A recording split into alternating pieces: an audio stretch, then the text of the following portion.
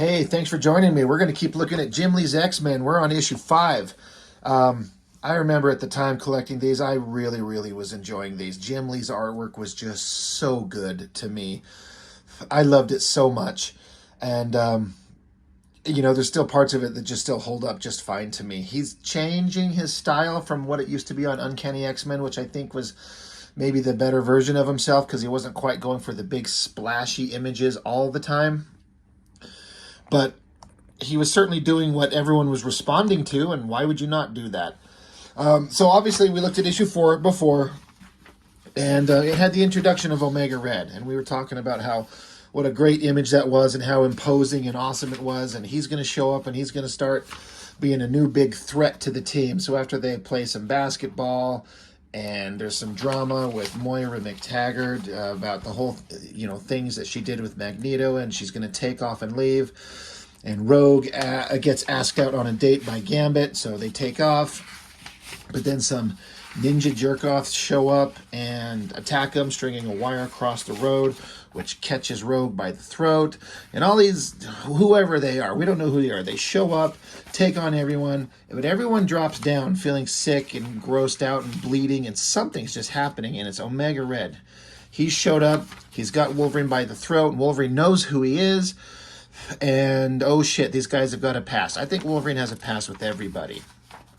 So anyway, it's a terrible recap of issue 4, but issue 5, At the Hands of Omega Red. This is interesting to show Wolverine's skin shredded away, to see like the retractable sheathings where his claws go into. That was an interesting thing to see. But we get into it.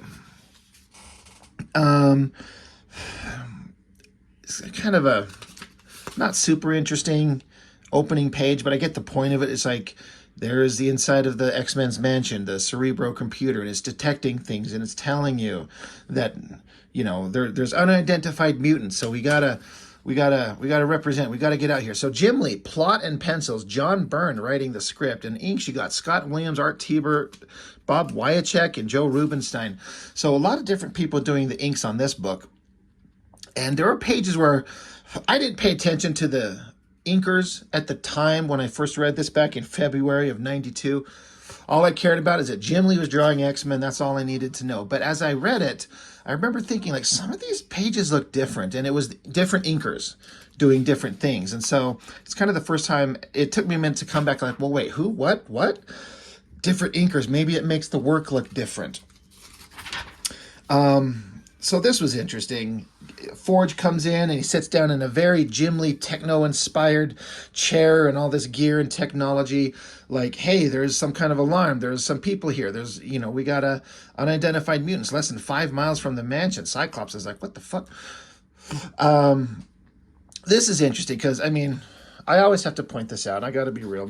If you watch my channel, you know that, you know how I am. Whenever Jim Lee drew a hot girl, especially Psylocke and a little bikini thing, I was like, wow, that was awesome. But interesting, the dialogue is here, so Forge shows up, there's an alarm. Cyclops is on the scene next, like, shit, there's some identified mutants very close. We got to get, shields up. We got to be on alert. Colossus shows up. He's like, Scott, what's going on? The alarms. And so Psylocke here, she says, yes, I was doing laps in the pool, and the bloody klaxon almost shot me right out of the water. Now, she says that bloody klaxon, the Klaxon, I had no idea what that word was. I've never read that before in my life, but I just kind of pieced it together. Klaxon must mean the alarm, I guess. And like 3 decades later, I was at work, and there was this older gentleman. He was on lunch break, and he was doing a crossword puzzle. He's like, hey, Rob, do you know what... I can't remember what the crossword puzzle, like, clue was, but it's something like... some kind of, like, an alarm system, and it starts with the K, and I was like, klaxon? He's like, oh, my God, you're right. And I'm like, oh, 3 decades later, that text right there taught me something. Now, for real... I learned all kinds of words and phrases from reading Chris Claremont X-Men books, because the way he writes them and the way he has them talk, they don't talk like human beings, but it taught me. It's reading words. People like, you're better in life if you read a lot. And, you can't substitute comics for actually reading books, but it's still valuable. You can still learn, and I'm not talking about learning about comics and characters, but literally just reading words. You can learn something from it. Anyway, stupid history lesson over. I always like this shot. Cyclops pointing and big hand coming forward. All right, guys, we gotta go. We gotta go make sure everything's okay. So they jump into their jet. Now, what's funny is they said that the unidentified mutants are less than 5 miles from the mansion. So they get in their fucking supersonic jet to fly there. Like, it's only 5 miles. A jet would be there in, I guess, 3 seconds. I don't. It just seems like overkill to fly in the fucking Blackbird less than 5 miles. But I guess they don't want to run 5 miles there. I don't know. I don't know what the answer is. Anyway, the X-Men from the previous issue, they've been captured and they're strung up. And once again, this is not the first time that Gambit is going to bust them out when their hands are all strung up. They did that in the, what was it? The Extinction Agenda? Yeah. Gambit busted him out, but, apparently he's got a card up his sleeve somehow, and he popped it out somewhere, and he charges it up, and so blows open the van, and then Jubilee's there, and she's going to zap the shit out of them. So, Jubilee was coming along. She's not just a worthless kid. She knows how to, she's getting ready to the point where she can help out. Beast dives in there. Rogue comes blasting out. I always thought this pose was kind of weird. I got to be honest here. I think Jim Lee just drew her in this pose with her fists just like clenched up here. But I always read it as like she's pulling her top up. Like, does it not look like that? Like they were shot, they were thrown around, and she's busting out of the top of this thing. But it's like I know it's a dress, but it's like instead of this flowery pattern, this solid color part covering her chest, I always read it as like maybe it was kind of slipping down and she's just pulling it up tight, which I think is a more interesting thing, but I do not think that that's what Jim Lee was trying to do. But anyway, she's charging at him at the second van, and they unload on her and shoot her down into the van that she just busted out of, and that van kind of veers off. They're like, shit, they're getting away with Wolverine, we gotta get him. But then Beast is like, he says, oh, my stars and garters. But I think he might be actually saying, oh, my holy blue fuck. Because boom, Blackbird is there. I always thought that shot was really cool. Big giant jet, Psylocke, she's still in her bikini. Like everyone else got into their like superhero outfits, but we're going to keep Psylocke on her little swimsuit because it's Psylocke and it's Jim Lee, because we're going to do that. Great shot of Colossus jumping out of the jet, Cyclops diving behind him, smashes in through the roof. Cyclops lands on the hood of the car, zaps the guy. I guess Colossus beats the shit out of everyone. You don't get to see it. I always like this shot. This is another great drawing of Psylocke with her hands touching her face, using her mental abilities to see everything that's going on. And she gets a psychic, what does she say? A precognitive flash. Like she sees a momentary second or two into the future, this guy diving for an explosive detonation button. So she warns them. Boom, explosion. Now, everyone kind of mostly jumped out of the way. Cyclops is jumping out of the way. He's like, I'm all right. But Colossus, he was still in there. And for a second, they almost seemed to be like, God, he better be okay. Of course he is. He's fucking been through way worse than this. That's a great shot of him coming out of the fire. But they're like, well, it's Wolverine's mask, but Wolverine didn't have his mask on when he left, so why is the mask here? Where is Wolverine? It's kind of a mystery. We don't understand what's going on. So I thought this was a pretty fun action scene. It all worked out pretty well. The X-Men are on the job. They work well as a team. Even when they're kind of caught by surprise and captured, they get away. Teamwork prevails, and they're badasses. So I'm having fun with it. And then now somewhere, I don't know where the hell, where Wolverine got magically transported in a matter of minutes to some snowy area, because they were in New York and it's all summertime. Like, this is not wintry. And Wolverine was just with them. He got captured with the rest of the team. And suddenly he's in this snowy area, and here comes Omega Red diving at him. Wolverine rips his claws out and starts chopping at him. But Wolverine is hurt. He's not feeling good. And what was it? Stupid Omega Red here. He's got some kind of ability to like ooze like a death pheromone out that makes you feel bad. It could kill you. So Wolverine's healing factor helps him, but he's still not at peak condition. These are all the bad guys that were taking him down. The Fenris twins and Matsuo, the leader of the Hand. Now, in this scene, tell me, am I right? Did Omega Red puncture one of his tentacles through Wolverine's guts? Is that what happened, or is he just punching him in the guts? I don't know. He's cackling and laughing, drops Wolverine to the ground, and Wolverine's he's out of it. He's done, and he just kind of fades into unconsciousness, and then he fades into memory. Back into a time when he was part of a team, I guess. So there's this alternate kind of color palette to make you show like it's a different time, different place. And he had Sabretooth. He's with them. And so they're going to do a mission. Anyway, back to the real world. These guys are dragging Wolverine down a hallway, and they're stringing him up to perform experiments on him. And there's some guy here talking in a phone. He's some mystery guy. Who is mystery guy? I'm sure we'll find out. This was always awesome. It's always hard to show these sideways double-page spreads. But just Jim Lee going for it with the heavy lighting and shadows on Wolverine strung up here and all the technological stuff. Whoever the blonde chick is, looking pretty hot. I always thought her costume design here, like those little cutouts on the sides of her hip. I mean, as a kid, I was like, that's kind of hot. Doesn't make sense, but it's kind of hot. But they keep talking about this thing called the carbonadium synthesizer as a prize which they seek. And I remember that was like a big thing they were looking for. And if they ever answered what that was by the end of this storyline, I never understood what it was. I didn't know what it was they were looking for, why it was so goddamn important to everybody. But they're doing rounds of memory inversion. I guess they're digging into his brain to see if they can figure out some answers to their questions. That was always a pretty cool shot of Omega Red. He's just a big, silent, murderous, fighting monster guy, so we don't know anything about him. Will we find out anything about him? I don't know. This was another interesting thing. This big double-page spread. Again, it's a great shot of just all the team drawn by Jim Lee.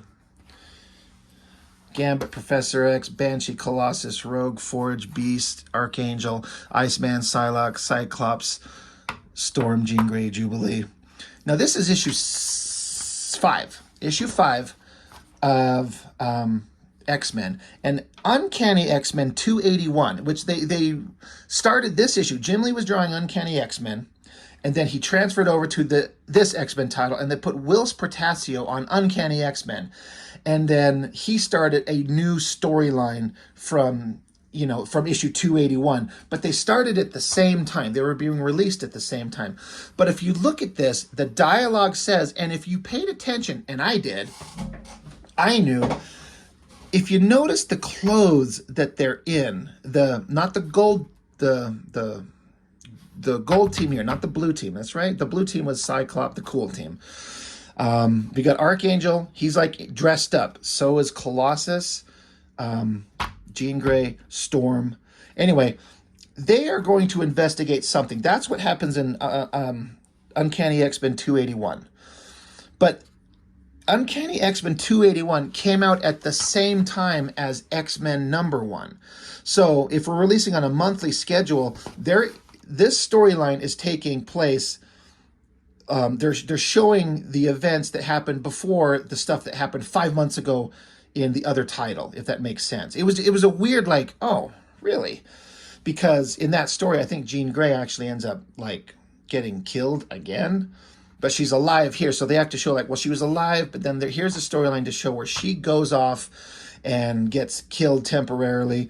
And it's just an interesting thing. Like 5 months ago, we read X-Men 281, but this story is taking place before that. It was just an interesting kind of thing. God, I always thought he drew Storm really hot right there. And a lot of it was the way that the inking is done on this dress, these big, broad brush strokes to give it like a shiny kind of like leathery sheen or something like that. I think that looks so good. I like the way her arms are crossed. Her face looks great. The way her hair is drawn. You know, drawing the eyes like on Storm with no pupils, just glowing white, that only works in the comics. It does not make sense anywhere else. Anyway, that's just an interesting thing. I love this spread. It looks cool. It's really neat. And Jubilee was like getting left behind, and Cyclops is saying, wait, I don't think you need to go. Whoop, knocking my camera around. Cyclops thinks she's a little bit too young. This is a little bit too risky. And Psylocke is saying, hey, I've seen Jubilee. She's fought against the Hand. I'll vouch for her. And Professor X says, I agree. And now Psylocke and Jubilee, Jubilee was with Wolverine when they ran into this version of Psylocke, and they didn't trust each other. There's been a little bit of animosity between them. But for Psylocke to speak up and vouch for Jubilee, to be like, no, no, she can handle herself. It's actually fine. And she's like, hey, thanks. That's awesome. And then, of course, Cyclops and Jean Grey have to make out with each other and say, just make sure you're coming back to me, because, of course, she doesn't. So the X-Men take off. Professor X is looking at something secret, and then him and Forge get together, and they're going to have a chess game, which I think is really a theme that was going on in the Uncanny X-Men by Whilce Portacio. So they're talking to each other, connecting these things. So here we're back with Wolverine strung up with Omega Red. Now, I remember instantly seeing this page and going, something is different. Now, they don't list who inked what, but this is not Scott Williams inking. If I had to guess, I'm going to say it's this Bob Wyatt check. I don't know that it's Art Tieber. I don't know that. But this is a guy doing inking over Jim Lee's work that does not look good. It's sketchy and I don't know. It something is missing. It is not there. I remember reading this book and going, man, something is not the same. One of these things does not look like the other. I don't like it. On this page, it gets back to kind of normal looking. Again, I don't know that this is Scott Williams. It's one of those other two, but it looks good, but it looks different. Anyway, the lights go out. Wolverine's his claws pop, and then a slash, and it doesn't say he killed them, but I'm going to say these guys are dead. And Omega Red's like, oh, good, I'm glad you're back up. I want to keep fighting you. And Wolverine's got a hold of this canister of something that's important for some reason. I don't know. But he takes off, and as he runs, he kind of stumbles, and he falls back into memory again. Kind of a similar situation. And I always thought this shot of Wolverine running, that was a really good pose. That's really well done. But in his mind, he's going back into this time where he was with, it's Wolverine here, you got Sabretooth, and some stranger wearing this mask. I don't know if they refer to him, but it's Maverick. And at this time, in the past, they're running away, trying to get her out of there, and then these tentacles come up out of the ground, and then you cut back to real time, just like in the previous panel, tentacles are coming up out of the ground to get Wolverine. So obviously Omega Red was there in the past. And so Wolverine's not ready to fight him, so he chops open the wall, dives out to the ground, and then he's just gone, though. This is another moment that I just did not understand. He slices open the wall, jumps out, and then Omega Red's looking down, and he's just gone. Well, where did he go? I don't know if they ever explained it, except, in the next issue, Maverick shows up. For those of us who watch these things, we know that that's, he's in there. But maybe Maverick made him disappear, and Omega Red's like, don't you dare question me, to the leader of the hand, to Matsuo there. And he's like, I will get him back. And then we're back to, the X-Men are showing up. They're going to arrive, but then we see the ground level and the sewer, underground, and then this dude, this is Maverick, he's got Wolverine. How did he get him out of sight in literally 1 or 2 seconds? I don't think it's ever explained. So here is this guy. He's kind of cool looking, I guess. He's wearing all this gear. He's got guns. He's got a mask, and he knows Wolverine. He's from Wolverine's past. So anybody that was reading this at the time, we were like, oh, this is a new guy. Maverick, he's got to be awesome. He turned out to be absolutely nothing. Not awesome at all. But because he was a new guy in the X-Men at peak popularity, and he had ties to Wolverine's history, we're like, he must be awesome. But he's not. He's nothing. But he's like, hey, just chill out. You need to heal. I'm here to help you. And oh, it looks like your X-Men buddies are on the scene. This was interesting because this is Maverick, and he's looking through some of his monitors. He sees the X-Men showing up, and he's like, oh, it looks like your X-buddies have come calling. One assault squad? These are the junior league, not skilled enough for a hit like this unless they came without. And he's like, no, there's the big kids. No, that's Beast, Cyclops, and Jubilee. So obviously Jubilee's not the big kid, but I think it's interesting that he's referring to 2 of the original team members as the big kids, because Gambit's probably the better fighter out of them all, between him and Psylocke maybe. But Psylocke's got mental telepathy. Rogue is super, super strong in flight. So as far as power levels, these are the better team. But as far as experience, like Beast is strong and agile and smart, but he's not as strong as Rogue. Cyclops is a good fighter and he's very smart, but he's not as good a fighter as Gambit, and he doesn't have the mental abilities of Psylocke. And Jubilee can throw around like little exploding bubbles. So it's just interesting, and I thought it was kind of cool to refer to these two, Beast and Cyclops, as the big kids because they're the older, experienced ones. But Maverick is like, but it sucks for them because they're going to die. They don't know what they're jumping into, and they're going to be dead. And then Wolverine is passed out on the ground, I guess. I always thought that shot of Wolverine's face, that is a difficult angle. The eyes, nose, mouth, the shape of the jaw. But, man, Jim Lee penciled it well, and whichever one of these guys inked it really did a good job. That is a great panel. So that goes on, and then there's like one last page getting into Dazzler and Longshot, setting up the future, little boring-ass two-issue ending of the Mojo world with Longshot. So I did not care about that. I never read any of X-Men in real time with Longshot and his character, so I don't care about them. But X-Men number 5, there it is. This was good times, and it's, Claremont's not writing this anymore, but they're staying in the regular tradition and fashion of, here's all these characters, and we're going to introduce new things, but we're just going to tell you a little bit about it and make you end on a big, major, dramatic cliffhanger to make you pick up the next one. And boy, it worked. I was here for Jim Lee's artwork no matter what, so I was on board anyway. I was going to be collecting this forever. And I liked it, and I still kind of like it. It's still fine. I still enjoy it a lot, and a lot of it's tied to nostalgia. But it's good. It's good times. So I'm curious what any of you were you thought about these books and at the time, Jim Lee's X-Men. It's good stuff. So that's all I have for now. Thank you for watching. See you next time.